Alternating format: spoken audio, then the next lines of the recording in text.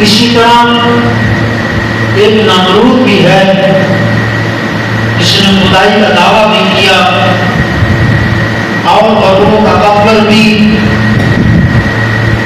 اس وقت خدائی کا دعویٰ بھی کیا کہ میں بادشاہ ہوں، میں خدا ہوں، میرا کون کیا کر سکتا ہے، میرے مقابلے میں کون آ سکتا ہے، لیکن اسے نہیں پتا اللہ کریم ہے، اس کی طاقت کے آگے کچھ بھی نہیں ہے۔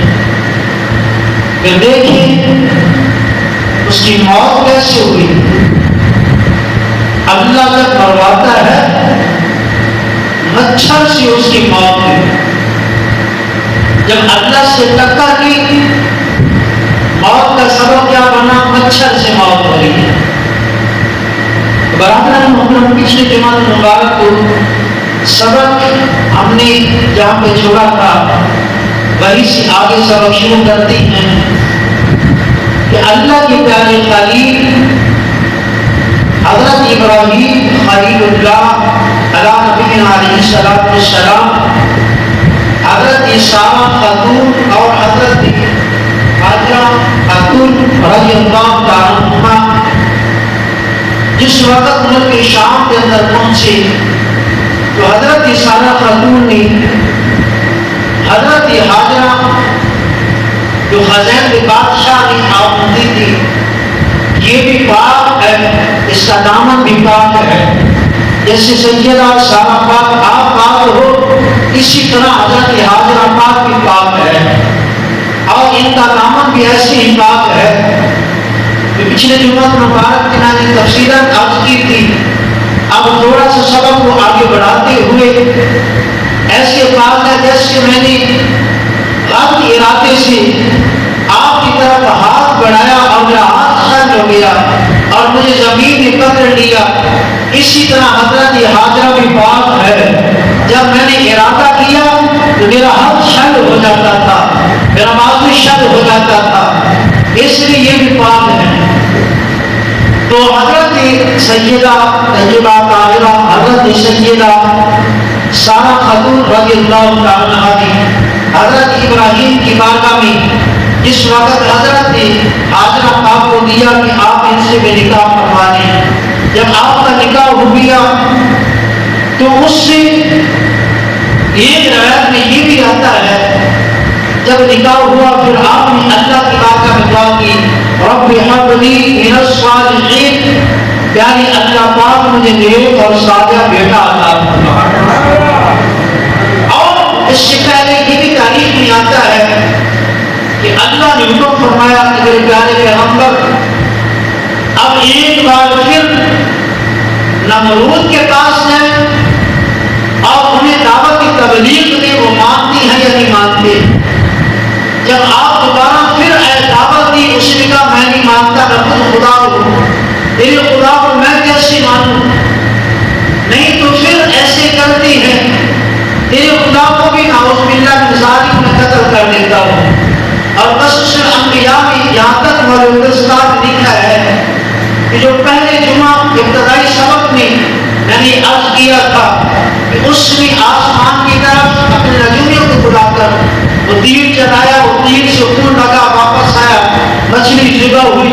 اس نے کہا کہ ابراہیم میں نے آسمان کی حکومت بھی میں نے چھین لی ہے، اب وہاں پر بھی میری ہی حکومت ہے، یہ لیکن اعوذ باللہ من ذالک میں نے اس خدا کو بھی ختم کر دیا ہے۔ اللہ کے پیارے پیغمبر حضرت ابراہیم پاک نے فرمایا تو کتنا نمرود ظالم ہے، میرے خدا تو وہ ہے جو تجھے بنانے والا ہے، مجھے بنانے والا ہے۔ نمرود کہتا ہے اب پھر ہو جائے فیصلہ، آسمان پہ بھی میری حکومت ہے، زمین پہ بھی میری حکومت ہے، اپنے خدا کی فوج سے کہے میری فوج سے لڑنے کے لیے تیار ہو جائے، اپنے خدا کی فوج سے کہیں کہ میری فوج سے لڑنے کے لیے تیار ہو جائے۔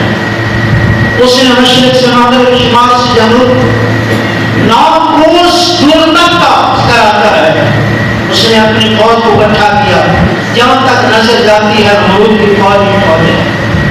حضرت ابراہیم عرض کرتے ہیں کہ اب اپنے خدا کو کہیں کہ اپنی فوج کو بھیجیں۔ اللہ کے پیارے پیغمبر حضرت ابراہیم علیہ السلام نے اللہ کی بارگاہ میں دعا کی، مالک و مولا اب اپنی فوج بھی بھیج،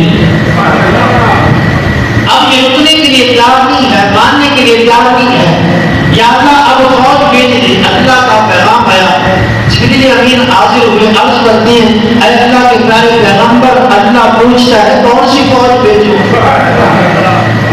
فوج بھیجوں تو کون سی بھیجوں؟ یا اللہ جو سب سے کمزور ہے، ہر جانور کی خوراک ہے، اسی کو بھیج دیا۔ یا اللہ مچھروں کی فوج کو بھیج دے، مچھروں کی فوج کو بھیج دے۔ کتنے مچھر بھیجوں؟ یا اللہ جتنے یہ ہیں نمرودی ہیں، اتنی فوج کو بھیج دے۔ ایک مچھر ایک بندے کے لیے کافی ہے۔ اچھا 6 لاکھ کا ذکر آتا ہے، 6 لاکھ مچھر۔ اللہ نے حکم فرمایا کہ جبریل فلاں سوراخ جو ہے اس کا دروازہ کھول دے۔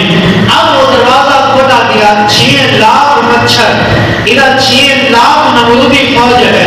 ایک ایک مچھر ایک ایک نمرودی کے سر پہ بیٹھتا ہے اور خون چوستا جاتا ہے۔ جب انہوں نے دیکھا اللہ کی فوج ہے تو کیسی ہے، آسمان سے پتھر کی شکل میں آ رہی ہے۔ جب انہوں نے آواز پہلے وہ نغارے بجا رہے ہیں، ڈھول بجا رہے ہیں، تالیاں بجا رہے ہیں، آواز اتنی ہے، لیکن جب اللہ کی فوج آئی ان کی آواز زیادہ ہے، نمرودیوں کی آواز کم ہے۔ انہوں نے کہا اب کیا کریں، نغارے بجائے ڈھول بجائے، شاید واپس چلے جائیں۔ لیکن جب اللہ کی پکڑ آتی ہے تو بہت سخت آتی ہے۔ اب انہوں نے ہر طرح کوشش کی، لیکن کیسے؟ ایک مچھر سب پہ بیٹھتا ہے، ہڈیاں تک، گوشت تک، خون تک وہ چوس لیتا ہے، بندہ ختم۔ اب نمرود دیکھ رہا ہے کہ چھوٹے چھوٹے مچھر ہیں، انہوں نے میری فوج کو ختم کر دیا۔ ایک مچھر ہے جو لنگڑا ہے، اللہ کی بارگاہ میں عرض کرتا ہے یا اللہ مجھے تم نے مچھروں کا سردار بنایا ہے کہ نمرود کو میں قتل کرنا چاہتا ہوں۔ اللہ کی بارگاہ میں دعا کی، اللہ نے دعا کو قبول کیا۔ اب وہ لنگڑا مچھر نمرود کے پیچھے، نمرود آگے، مچھر پیچھے، نمرود دوڑتا اپنے محل میں داخل ہوا، جا کے بیوی سے کہتا ہے پتہ نہیں مچھر اگر چھوٹے چھوٹے، انہوں نے تمام میری فوج کو ختم کر دیا۔ اتنی دیر میں وہ لنگڑا مچھر بھی اندر داخل ہوا، اس نے کہا یہ مچھر ہے۔ وہ مچھر کان کا بھی ذکر آتا ہے، ناک کا بھی ذکر آتا ہے، اس کے اندر دماغ میں داخل ہو گیا۔ اللہ کا حکم تھا نا 40 دن تک اسے ایسی تکلیف پہنچانی ہے۔ اب مچھر دماغ میں، مچھر کاٹتا ہے، تکلیف ہوتی ہے، تکلیف بڑی ہوتی ہے۔ اب حکیم طبیب بڑے اہلیہ بنے، پتہ نہیں چل رہا کیا ہو۔ ایک چماٹ لگائی جاتی ہے دماغ پہ، سر میں سکون ہوتا ہے۔ جماعت سے چلا کام لطر پہ آ گیا۔ اللہ کیسے لطر بڑھا رہا ہے کہ جو خدائی کا دعویٰ کر رہا ہے کہ میں خدا ہوں، غرضوں کا تکبر اتنا ہے کہ دولت ہے نا اس کے نشے میں وہ خدا کو ہی بھول گیا۔ اب اللہ کی پکڑ کیسی ہے؟ اب اس کے سامنے لطر پڑ رہے ہیں، ہر روز لطر، شام صبح دن، ہر منٹ سیکنڈ بعد لطر پڑتا ہے، اسے سکون ملتا ہے۔ لطر چلتے چلتے چلتے چلتے گھنٹے پہ کام آ گیا۔ اللہ کی پکڑ دیکھیے کیسی پکڑ ہے، ہمیں میں نہیں کرنی چاہیے کہ میرے پاس اللہ نے جگہ دولت دی ہے کہ میں ہی ہوں۔ نمرود نہیں، میں ہی کہا تھا نا کہ میں ہی ہوں، بس اللہ کی توحید کو نہیں مانا، خود ہی کہہ دیا میں خدا ہوں، اعلان کر دیا مجھے سجدہ کریں۔ لیکن جب اللہ کی پکڑ آئی، عذاب کیسے ہے؟ مچھر سے اللہ نے عذاب دیا۔ اب موت کیسی ہے؟ 40 دن گزر گئے، عذاب میں گرفتار ہے، لطر سر میں پڑتا ہے، لطر سر میں پڑ رہے ہیں، عذاب میں ہے۔ آخر کار کیا ہوا؟ لوگ بھی تنگ ہو گئے، ہم تو لطر مار مار کر تھک گئے ہیں، انہیں ڈنڈے سے کام چل رہا ہے، اب ڈنڈے پڑ رہے ہیں، اتنا زور سے ڈنڈا پڑا کہ سر کے 2 ٹکڑے ہو گئے۔ ایسے نمرود کی موت ہوئی۔ جس نے اللہ سے ٹکر لی ہے وہ بچا نہیں ہے، وہ ذلیل و خوار ہو کر مرا ہے، بچا نہیں ہے۔